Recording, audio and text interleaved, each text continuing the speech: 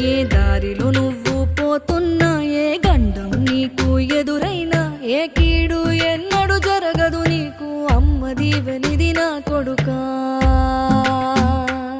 ఈ దిక్కులు నీతో కదిలేను, ఆ చుక్కలి దిష్టి తీసేను, ఏ గాలి ధూళి సోకదు నిన్ను, అమ్మ దీవెనిది నా కొడుకా.